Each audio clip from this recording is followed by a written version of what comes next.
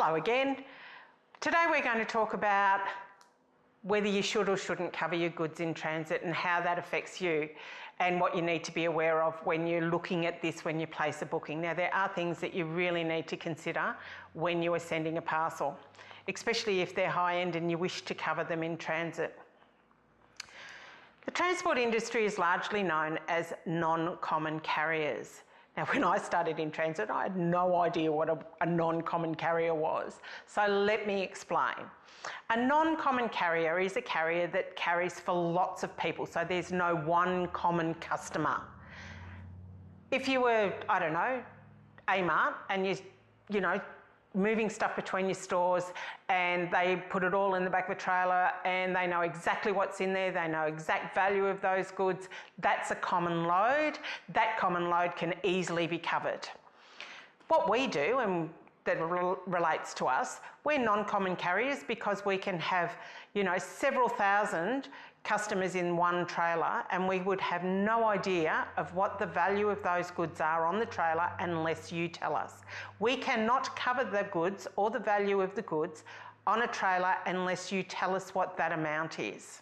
If you don't tell us, then you might find that you're in difficulties if something's happened to the item and it's packed well, it's just an unfortunate situation and you go, oh, it's damaged, but you didn't tell us what the amount was at the time of placing the booking, so we can't cover it for you. We're here to help. We want to help. Please help yourselves. There are some pitfalls that you need to be aware of.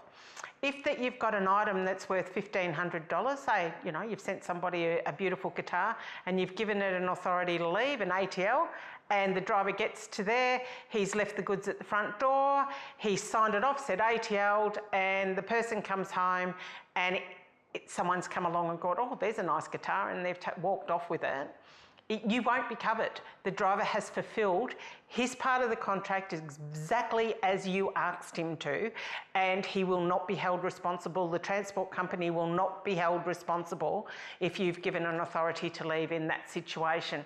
So you need to be very careful of that. If you are sending high-end items and the person's not going to be home, then perhaps you need to ask your customer if they're willing to take responsibility for that at leaving the goods, and if the goods are then taken or removed by persons or people unknown, then you won't be held responsible yourself.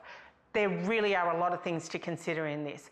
You need to remember there is a $100 excess. So if you are sending goods under that $100 value, then they can't be covered in transit anyway. So you need to just consider how you would then, and the impact this is going to have on your business, and maybe you need to pad a little bit into your shipping to self-insure.